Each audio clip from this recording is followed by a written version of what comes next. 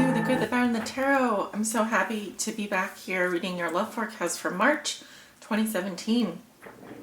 For your reading today, I am going to be using the Steampunk Tarot as my primary tarot deck. This deck is by Barbara Moore and Ali Fall. It's fantastic. And I will also be casting the runes along with reading the cards. These are fluorite runes.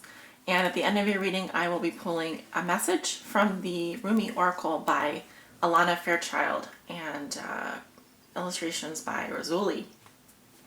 So looking forward to doing your reading. I also wanted to just mention a few things happening astrologically. The sun is in Pisces. So we're in Pisces season as of February the 18th. We're also going to have a solar eclipse in Pisces, February the 26th and 8 degrees Pisces on the new moon this month, February. Even though this reading is for March, I just want to go over these things that are happening astrologically. Mercury enters Pisces on February the 25th. So Mercury is the messenger, the communication planet of communication. So in the water sign of Pisces. On March 2nd, Jupiter is opposing Uranus, the planet of surprise. So luck, Jupiter is a planet of luck opposing the planet of surprises. On March 4th, Venus is going retrograde. This is a very important event to note, especially in March, especially concerning any love readings. Because Venus is the planet of love. She rules Libra, and concerning our love lives, it's probably not a good time to enter into new relationships, or even because whatever we do this month, we're going to have to go back next month and revise, especially when Venus goes direct. On March 9th, Mars enters the Earth sign Taurus. Okay, and then on March 12th, we have a full moon in Virgo at 22 degrees Virgo. And at the end of March, we are going to have the new moon in Aries. And we are also going into Aries birthday month. So lots of things happening astrologically. We are in eclipse season. There's a lot of change going on for all of us. We're sort of detoxifying our lives. We're shedding our old skins. We're preparing for this new season. So I expect to see a lot of those themes reoccurring in these readings. But let's go ahead and see what's going on for you guys in your love lives. All right, Gemini, your cards are sorted and ready to go. I'm going to go ahead and start shuffling on camera. Once again, this is a love forecast for all my Geminis that may be watching. My Gemini Suns, Moons, and Risings. And we have the Three of Pentacles, which can indicate supportive relationship, teamwork, negotiations, apprenticeships, employment, and also a possible love triangle. I have to mention that. Okay. What are the love messages and energy spirit that you have for Gemini for the month of March 2017? This is for all my Gemini Suns, Moons, and Risings, and those on the cusp. What do they need to know regarding their love lives?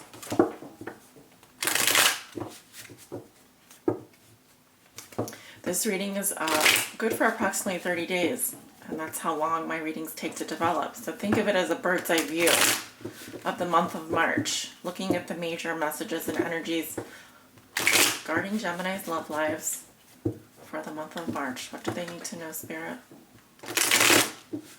For all my Gemini Suns, Moons, and Risings out there. Okay.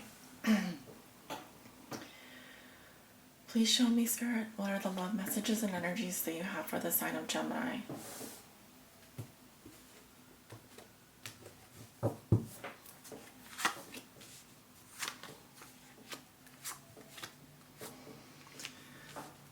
We have a very warm day today here in the Midwest, which I'm entirely grateful for.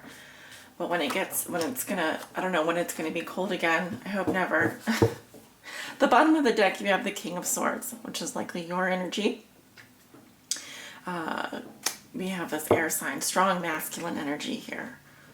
Very analytical, logical, maybe even emotionally cold or distant energy at the bottom of the deck here. All right, let's go ahead and cast these runes. And we can talk more about this energy as we get into the reading, and I'll probably look underneath that card to see. Gemini, what do we need to know about Gemini's love lives for the month of March? Spirit, what are the messages for Gemini? Okay. we have one rune face up. I don't read the runes that are face down. Those are the unknowns. Let's put these back. I know, but you're saying just turn them over, just take a look. Can't do that, sorry. But we do have one rune here. I will be looking at that while we read the cards. Okay, let's take a look at your cards. 8 of Swords in reverse, crossed by the 9 of Wands. What comes below you? You have the Chariot. What comes above you? You have the 8 of Pentacles in reverse.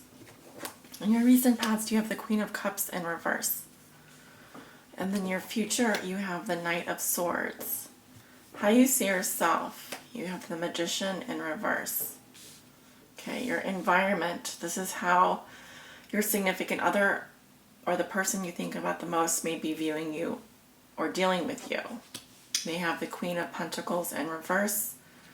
Your hopes and fears are the Lovers. And your outcome is, for the month of March, is the Knight of Cups. Okay. Very nice. And make sure all these cards are on camera here. Okay. So we have this King of Swords at the bottom of the deck. All right. I'm seeing a situation here where someone might have been single. I see a home situation. I see a mourning, grieving process, and then I see the King of Swords here, kind of like, all right, doing things by the book here. This is kind of a detached person. They're very logical. They're very into their mind. They're very intellectual. It can represent a masculine energy, but doesn't have to. It can also represent a female energy.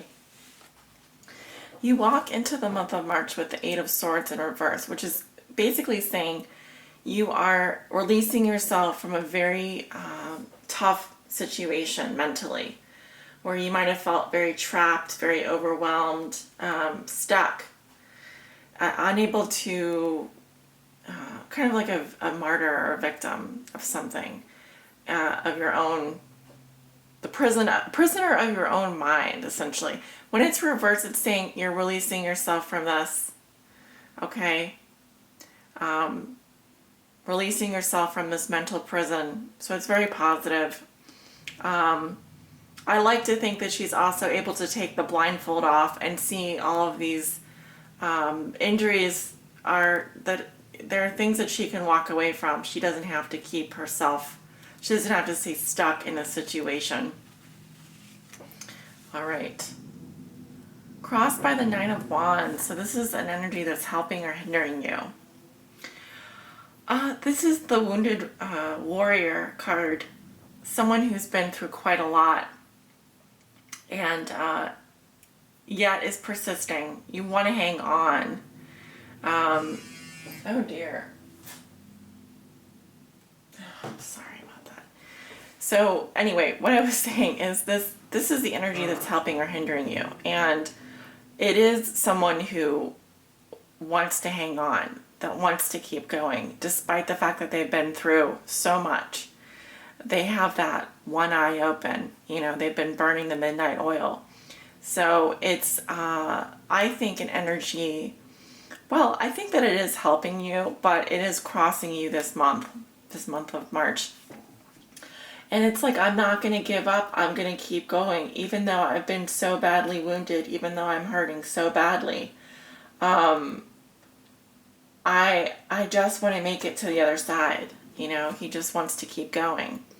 So it is success. It is persistence. We are at a 9 here, so we're almost completing a cycle.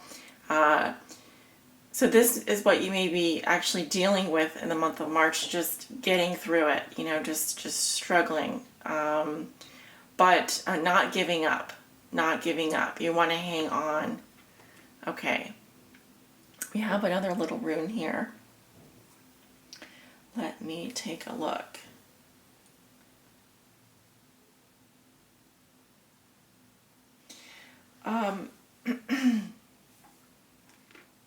Talks about safety. So like essentially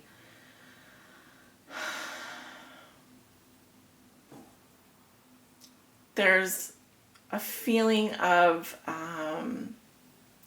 guardedness. That's what I want to say. Like you have your defenses up here.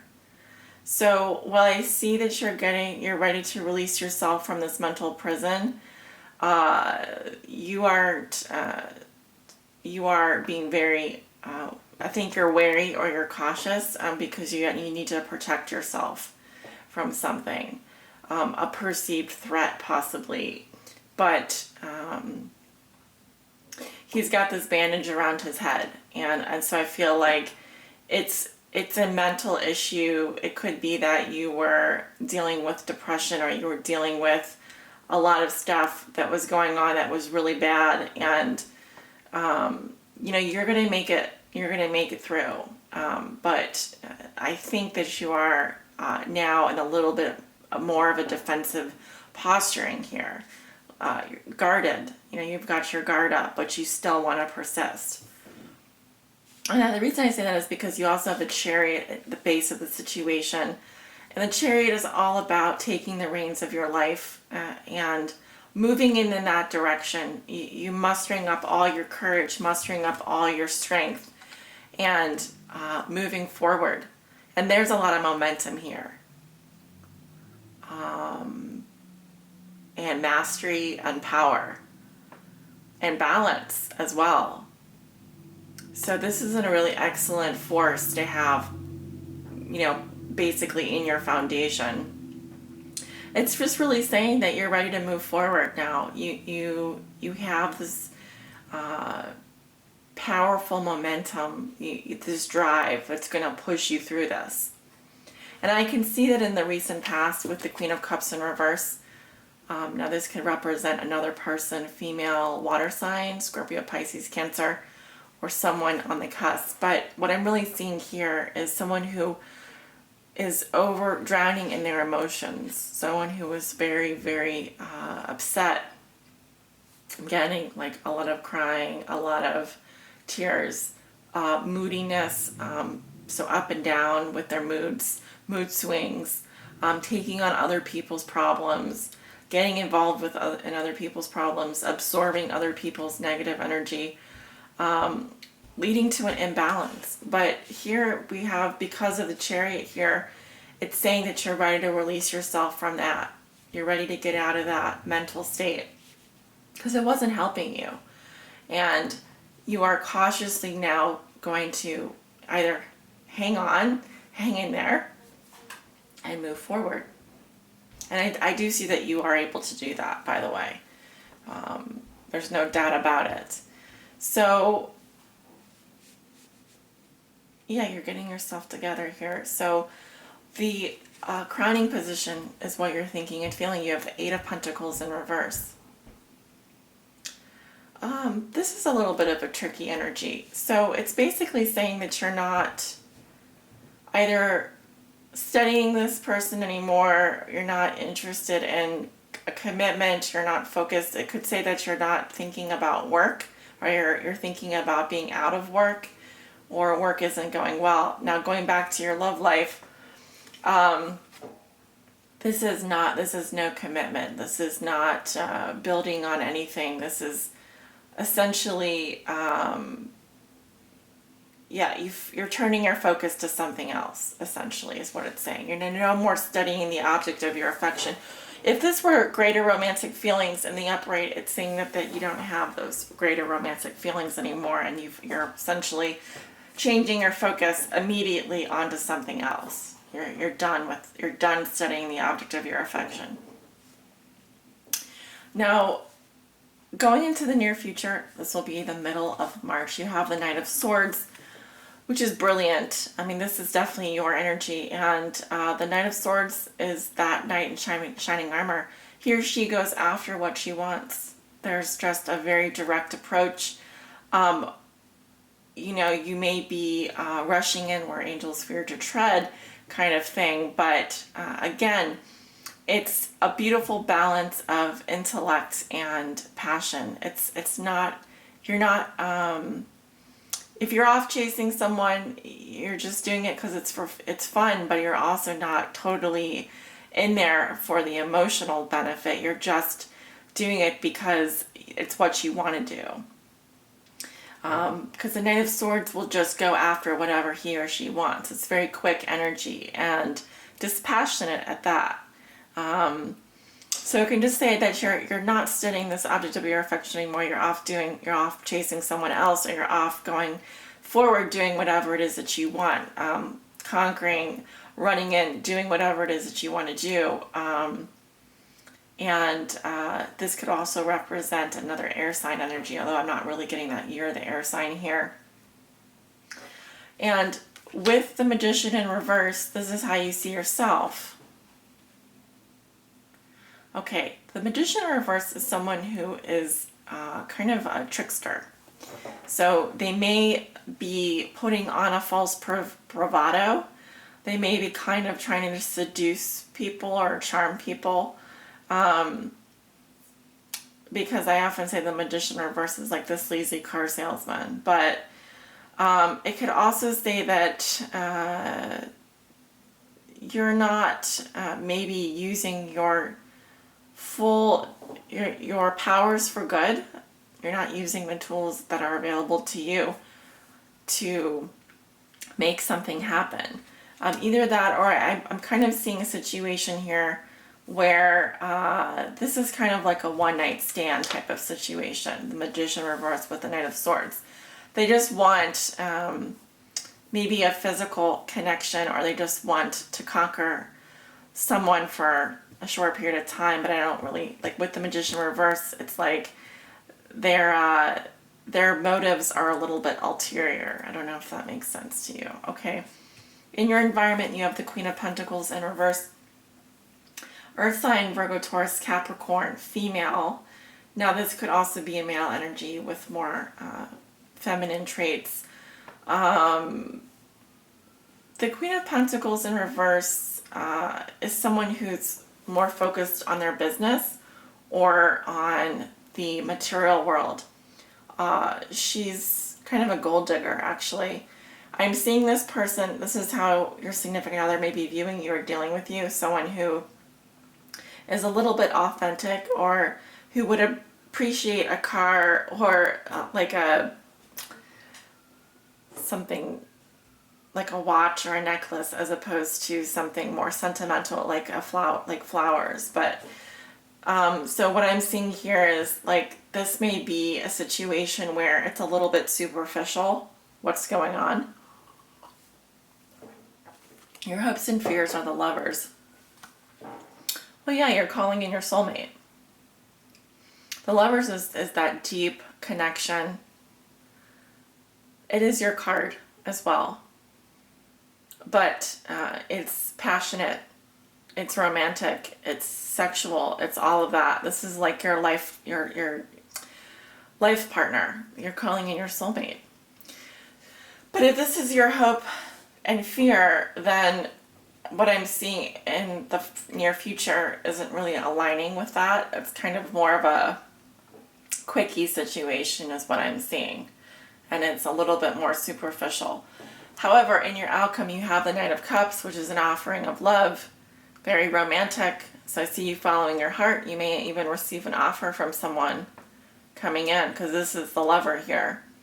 So some of you Geminis are calling in someone. I can't say whether or not this is going to be your soulmate, but this is someone probably in their 30s or 40s, not much older than that. Definitely 20s, 30s, possibly 40s. 40s would be pushing it.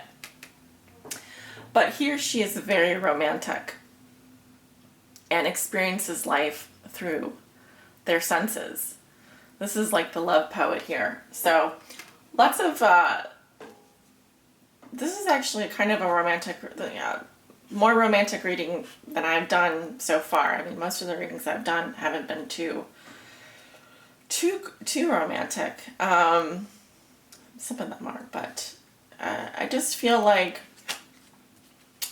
you know, you guys are just getting yourself together. The latter part of the month is where I'm seeing some kind of conquest happening here. You do call in someone at the end of the month, though. I do see an offer. Whether it's you offering your cup or someone else coming in, it's going to be romantic. Okay? Good job, Gemini. Keep up the good work.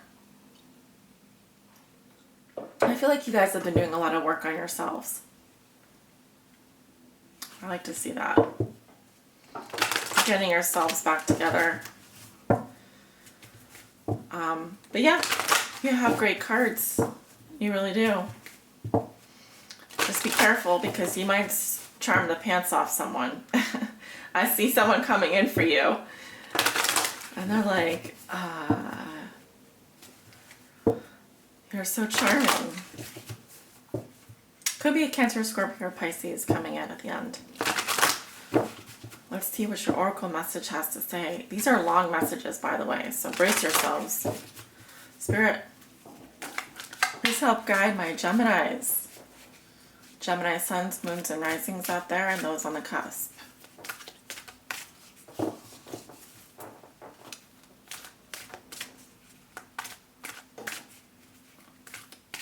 What does Gemini need to know? Please help guide them on their high spiritual path.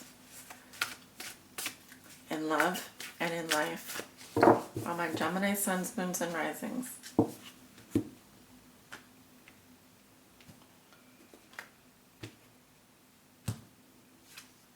Oh my gosh. So I've been pulling one or two of the same cards out of this deck consistently. It's amazing. It really is. So I've pulled this card for, let me count, Sagittarius, Virgo, which I just recorded, and now I'm going to pull it again for you. So maybe some of you are dealing with a Virgo or a Sagittarius this month. I can also say that. It says, you who show the way.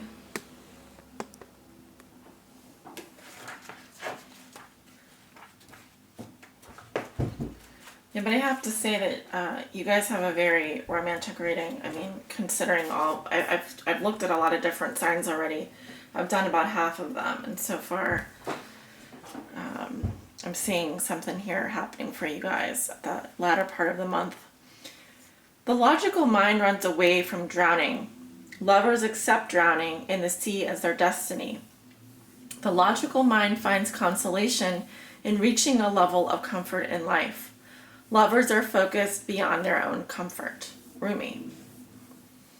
I have looked to you in my darker moments, searched for you as though fumbling for the candle and matches during an unexpected and interminable blackout.